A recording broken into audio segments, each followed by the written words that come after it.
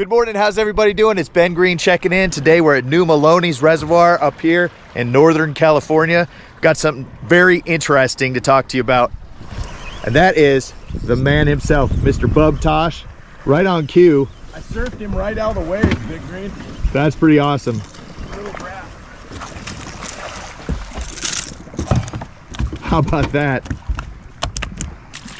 Easy release. How's it going today, Bub? Pretty good, dude. Out here trying to get on this early morning topwater bite. Had a big shad spawn out here this year. The lake is full to the brim and the spots are eating topwater. That's awesome. Bub and I were talking a couple months ago and he had said, when you get up here next time, hit me up. I want to talk to you about something near and dear to me. And Bub is involved in getting a foundation going, not just any foundation, but a foundation for kids, youth angling.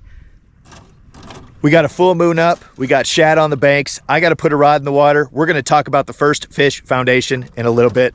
First, let's get... Nice job, Doug. Thanks. His stage name is Tosh. Look at the colors on that spot. He wasn't having that plopper, huh? No, he didn't like it. I love it when they bash a plopper. Plopper spot. Nice job, Doug. Thanks. God, did he crush that thing? He did. He was so fast. Oh, wow, that's cute, isn't it? That's a little cutie pie, huh? Yeah, that's just a little golden ticket. Oh boy! I knew that wouldn't take long. I'm a singer and I also play guitar. Oh, he's on, biggin! We're double pimp! Hey, welcome back to the Ben Green Show. We're doubled up here. Listen, Ben, if you don't get that bait out there, we're gonna whack you at a time. Oh, yours bigger than mine. Oh.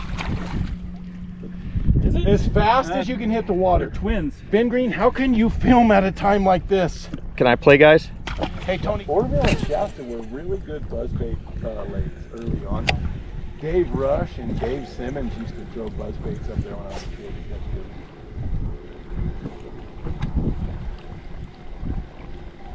Oh, got Tony him. Gold. Got him, boy.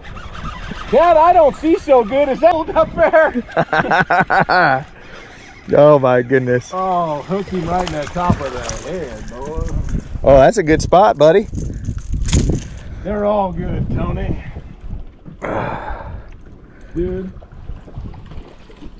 I got one that just come up right behind it, and then the water just got black. Oh, God, he did it again. Like the water just gets black right behind it. I can see them coming. They just... Yep. Just are they gonna God, come in? two at a time, huh? God, that sucks, Ben. Oh, boy! You see that spot just absolutely... You were right about the point.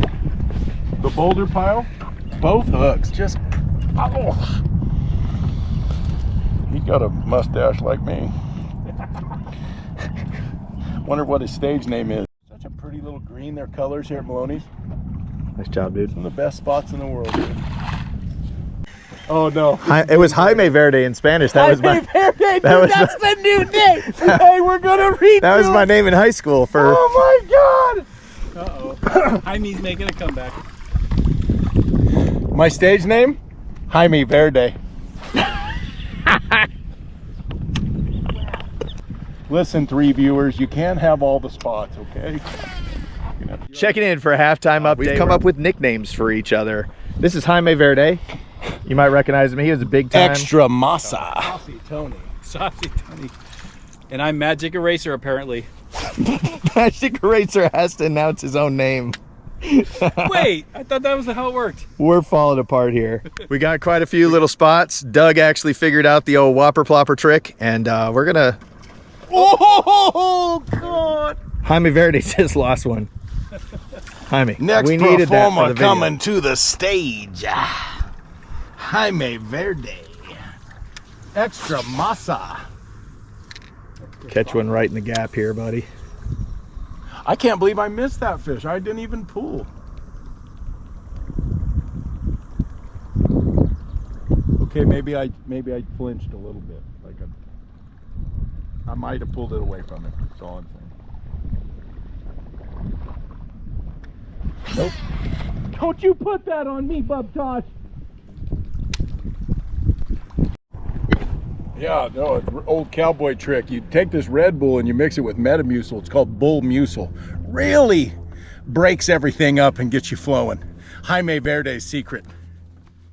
Mom would drive us around Modesto and we'd see his truck. She'd be like, go in there and get your dad. I'd march right in there. Now, you can't, as a kid, you just can't roll into bars. I'd go get him. So then pretty soon I'd go with him to every tournament. So by like age 8 and 9, my dad would be like, you're going to have to launch me. And I'd be like, Dad, I don't know. He'd be like, never say no to my dad. My dad's the kind of guy that was like, he was extreme. So at age 9, he has me in a parking lot, tells me to back down the ramp. Well, under a very pressured situation, I learned rapidly how to back. Well, then I was working for One Bass. So in the morning, everybody, John, Pat Donahoe, Dave, all these guys would come down. They'd throw me their keys, be like, put me in the water, because they wanted to be in the boat. I'd go park their truck, run back down the dock, and give them their keys.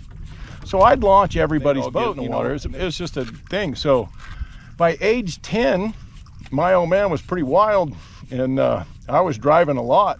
So Donahoe and those guys knew about it. So when I was 12, Donahoe, I'm staying in Vegas working for One Bass for the US Open, and Donahoe's coming to my house after the tournament because there's a tournament at Shasta. And he goes, hey, you just ride with me. I'll take you to your dad's house. And I go, okay. Well, we drive down the road an hour and Donahoe's already fallen asleep. He goes, you come over here and drive.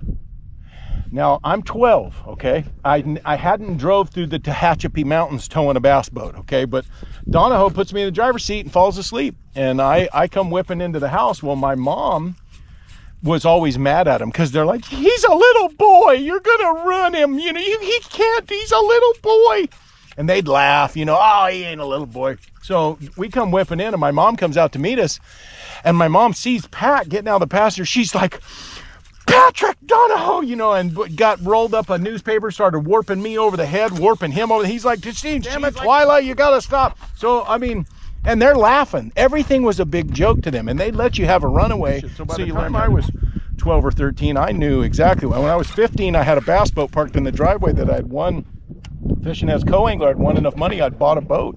I didn't even have a learner's permit for a car and had a bass boat. So just an interesting life, and I couldn't have had a better dad and a better teacher to fish and just a way to do things than the one I had. And he always had a plan, obviously, and it worked out really well for me. I had an absolutely charmed life. I mean, it was incredible. And I got to know the best in the game when they were the best, and we were all really good friends. And, you know, it's crazy to think that when you're a kid, all your friends are 40, 50 years old. But, you know, that's why I always tell people, like, most of the people that really loved me and really, I've lost them all, you know, and unfortunately we lose everybody. So it's about memories and making memories and having these experiences, you know, because when those guys are gone, there's nobody left to tell the story. You know, and so these guys, I would go get their boats and load them on the trailer. Like Teddy told you a story when we took Murray's boat. This was 1992. John's like, take the boat. We are out in his skeeter with a paralift out of. I mean, it's like, who wouldn't give your a bass boat to a 12-year-old? But, you know, to Bub, it was just my buddy's boat. It was kind of the deal. So what a lucky guy, man. Absolutely charmed life. I can't say it enough. Dude, one time I was like 9 and I pull into the Bidwell campground and I'm asleep on the deck of the boat, and Grazzini pulls in and he's like, dude, you see him blow up? Yep. Grazzini pulls in, he's like, dude, what are you doing? I go, passed out. He goes, how did you get out here? We are at the Wagon Wheel Bar. He shut him down. I'm like, I drove us. He's like, your mom don't know that. And I'm like, no, don't tell my mom. He's like, Bub, you can't just be driving the van around with the I'm like, Stan, what do you want me to do? Sleep in the parking lot? I had to get to the campground. So these guys knew right away, like, hey, this is not your average 9-year-old, okay? I'd walk by the truck and be like, hey, D, they hooked your transom straps. He'd be like, you boys are gonna have to start early in the morning to get me, you know. So I never let him get skin up too bad. So we're laughing about this story. Well, Mark Nayland is into bass fishing then. So me and my dad, he's like, here's your old buddy Nayland. We're driving down the freeway. We roll up on Nayland's boat and it looks a little different, looks odd. And my dad goes, look at this guy. He had drove off from the pump and had it in his boat, and the pump was in his boat and the hose was dragging behind the boat. And we pull up beside him and we're like, hey, Nayland, you got, and we look at Nayland and he acts like he doesn't see us, and then he turns over and he's got those fake Bubba teeth in, so he's just got big old, my dad's like, oh my God, look at this psychopath. I'm like, you're dragging the gas pump. He's like, yeah, I got gas all the time. Oh my God. You talk about a just laundry list of complete animals. One of the greatest stories ever told was when we almost got kicked out of the ballroom at the US Open, when my dad was telling the story when Glid on my rods. At Shasta rods, I drew him as a co-angler, and it was pouring down rain. And it, I mean, raining so hard.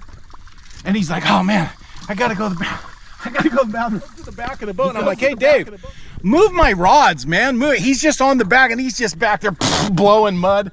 I go, hey, he's got toilet paper and it's sticking to his hands. He's soaking wet. Pretty soon there's toilet paper hanging in my rod tips. My rods. Gleby grabs my rods and like dips them in the water and like figure eights them around to try to get the trout. I'm like, God, dude, I thought I was gonna kill Gleby over that deal.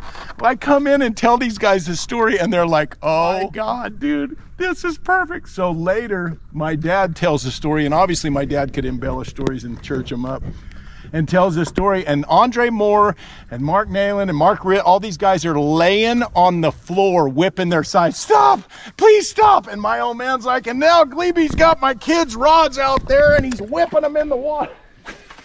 Mike Kennedy stops the announcements and is like, you guys are gonna have to, like literally like we're in church, calls us out, because we were just, the Gleby shit, my rod story was just too much. And so I got this 4.5 pounder suspended in the air, just dangling over a log.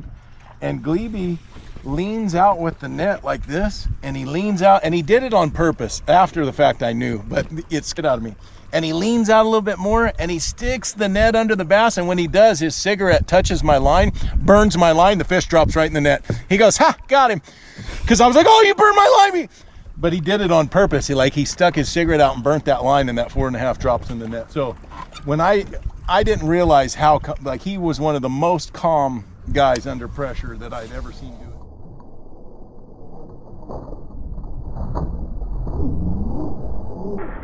Oh! Pulled it away from him, dude. Scared me. Oh, Ben Green, he done flinched on him. Yeah, he's as wild as a peach orchard boar. I can hear John Bell right now. Look at him. He's plumb wild. Wilder than a peach orchard boar. Couldn't hit the ramp 3 tries. John, I don't know how you take it, Ben. You don't get him better than old Ben Green, though. He's just not so much on the boat backing, John. Oh, Magic eraser. Hit him, son. Hit him. I felt the tap. Hit him. He ain't holding it with his hands. No, he's not there. He's just... Oh, I feel the tap. Hit him. He ain't holding it with his hands. Got it. Yes! Green's on. That sounds like a real one, or do you have... He ain't a pro, John. Oh, man. Look at all the fish on the ground. Oh, I missed it, dude. I missed your line. You ain't a pro, John. You weren't even rolling nacho cheese on it? That's what happens when you go with Bub Tosh. He puts you on these giants. Listen, dude, hey, Bub, it's been awesome with you out here today. First Fish Foundation. This is the serious part, dude. Listen. That's my serious voice. So listen, my stage name is Jaime Verde. First Fish Foundation. He's not a damn pro, John.